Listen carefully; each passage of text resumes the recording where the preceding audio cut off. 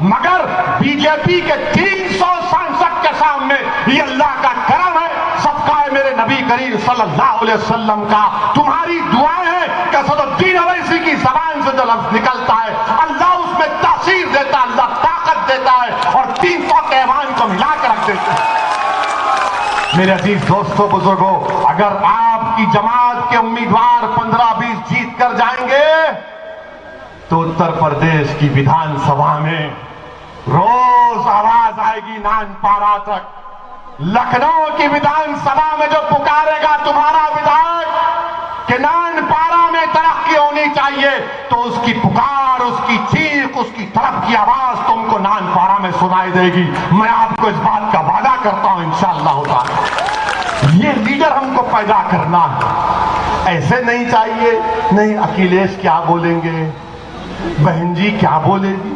ہم پارلیمنٹ میں کئی ان کے سانسدوں کو بولے تم بولو نا، بولے نہیں، ایک کو تو ہم لکھ کر دیے، اچھا لکھ کے دیتے ہیں بول دو۔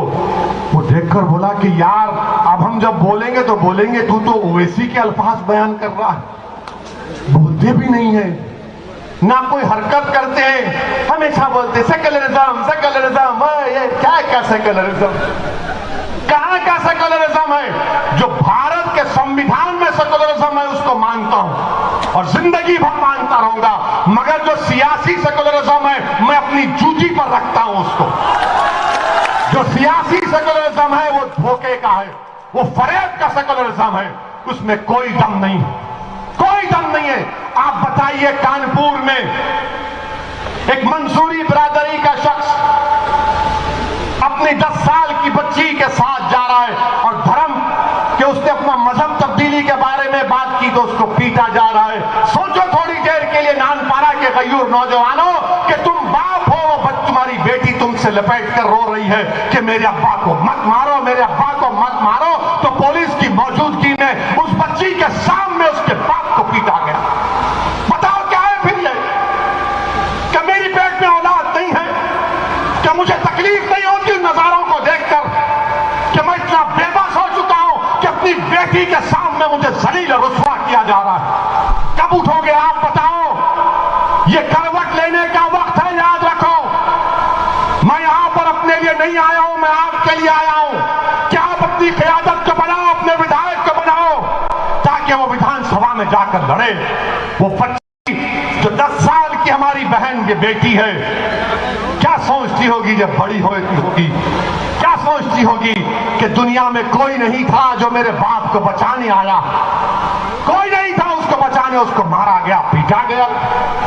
یہ سب کا ساتھ، سب کا وکاس کی سرکار۔ میرے عزیز دوستوں اور بزرگوں، میں آپ کو ہمت اور حوصلہ دلانے کے لیے کہہ رہا ہوں، ڈر پیدا کرنے کے لیے نہیں کہہ رہا ہوں، امید پیدا کرنے کے لیے کہہ رہا ہوں۔ امید کو پیدا کرو میرے عزیزوں، میری عزتدار ماں اور بہنوں، اللہ نے تمہارے کو بیٹا دیا ہے، یقیناً وہ تمہارا بیٹا ہے مگر وہ قوم کا بھی بیٹا ہے۔ اللہ نے تم کو بیٹیاں دی، یقیناً وہ تمہاری بیٹی ہے، وہ ہماری بہن بھی ہے، مگر وہ ہمارا ساسا بھی ہے، ہماری عزت بھی ہے۔ میرے عزیز دوستوں اور بزرگوں، ڈرنے اور گھبرانے کی ضرورت نہیں ہے۔ یہ ہم پر الزام لگتے ہیں، ہم کو کوئی پرواہ نہیں ہے، ہم الزاموں کی پرواہ نہیں کرتے۔ ہم کو صرف ایک بات جو ہم کو ہمیشہ تنگ کرتی ہے کہ جب ہم مر جائیں گے تو ہم کو ہمارے اعمال کا حساب اللہ کے پاس دینا پڑے گا۔ ہم کو وہی فکر رہتی ہے، وہی ڈر رہتا ہے۔ ہم کوئی نیک آدمی نہیں ہے، ہم گناہگار ہیں، ہم آپ سے کہہ رہے ہیں۔ یہ تو اللہ کا کرم ہے کہ اللہ نے ہمارے گناہوں کو تمہارے آنکھوں سے پوشیدہ رکھا، مگر ہم کو یہ فکر رہتی ہے کہ اللہ نے ہم کو عزت دی، مقام دیا، دولت دی، بولنے کی صلاحیت دی، اللہ نے ہم کو تمام نعمتوں سے نوازا، اگر ہم اس کا استعمال نہیں کریں گے مظلوم عوام کے لیے، چاہے وہ مسلمان ہو یا نہ ہو، انصاف کے لیے استعمال کریں گے تو مرنے کے بعد ہم تمام کو اللہ کے پاس جمع کیا جائے گا۔ تو میری زبان، میرا ہاتھ، میرا دماغ، میری آنکھیں، میرا پیر اللہ کے سامنے گواہی دے۔ ہم کسی سے نہیں ڈرتے، اگر موت لکھی ہے تو موت ہوگی انشاءاللہ تعالی، مگر یاد رکھو جب تک اللہ ہم کو زندہ رکھے گا، جب تک اللہ ہم کو زندہ رکھے گا، ہم اپنی ماں کو مایوس نہیں کریں گے، ہم اپنی ماں کو کبھی شرمندہ ہونے نہیں دیں گے۔ ہم ہمت اور حوصلے کے ساتھ بھارت کا संविधान हमको इस बात की इजाजत देता है कि सीना तान कर अपने मसले को बयान करें। अम्बेडकर का बनाया हुआ, बाबा साहब का बनाया हुआ संविधान हमको कहता है कि अपने हक के लिए लड़ो, और हम अपने हक के लिए लड़ रहे हैं। और लोग ये कहते हैं कि मुसलमानों को मिलकर रहना रहे, मिलकर ही तो रह रहे हैं। कहां गए हम लोग? हम तो तुमको ही वोट देते आए थे ना, तुमने हमारे वोट का क्या इस्तेमाल किया? मेरे अजीज दोस्तों और बुजुर्गों, मेरी आपसे अपील है कि आने वाले चुनाव में अपने एक एक वोट का सही इस्तेमाल करिए। और योगी आदित्यनाथ बाबा जो है ना, बाबा ख्वाब देख रहे हैं। बाबा जो है ना ख्वाब देख रहे हैं कि मैं अब आइंदा 24 में भारत का प्रधानमंत्री बनने का ख्वाब बाबा देख रहे हैं। बाबा इंशाअल्लाह ताला तुम्हारा ख्वाब चूकना-चूर हो जाएगा। आप चूकना-चूर करेंगे नहीं करेंगे उनके ख्वाब को? ख्वाब को चूकना-चूर करना भोग दो नहीं कर रहे। अब बाबा ख्वाब देख रहे, मैं दिल्ली जाऊंगा, प्रधानमंत्री बनूंगा। अब बीजेपी में भी बड़ी परेशानी शुरू हो गई। बीजेपी के लोग पूछ रहे हैं ये क्या कह रहा है ये? मगर इंशाअल्लाह ताला मुझे यकीन है कि आने वाले विधानसभा के चुनाव में मजलिस इत्तेहादुल मुस्लिमीन के उम्मीदवारों को आप अपने वोट से, अपनी दुआओं से, अपनी मोहब्बतों से कामयाब करेंगे। मैं आपका शुक्रिया अदा करता हूं कि बावजूद इसके कि आपको इस मुकाम पर आने के लिए बीजेपी की तरफ से, सपा की तरफ से रुकावटें डाली गई। मगर याद रखो, जो लोग रुकावटें डाल रहे हैं, तुमको मैं एक वाकया सुनाकर अपनी बात को खत्म कर दूंगा। अभी हमारे मौलाना ने कहा कि रुकावटें डाली गई, मगर याद रखो नानपारा की जनता, नानपारा की मेरी इज्जतदार मां और बहनों, नानपारा के मेरे गयूर नौजवानों, रास्ता नहीं बदलना कभी भी। रास्ते में रुकावटें आएंगी मगर रास्ता नहीं बदलना। क्यों नहीं बदलना? क्योंकि मक्के की सरजमीन पर एक खातून रसूलुल्लाह सल्लल्लाहु अलैहि वसल्लम पर रोज कचरा फेंकती थी ना। सुना तुमने कि रोज कचरा फेंकती थी?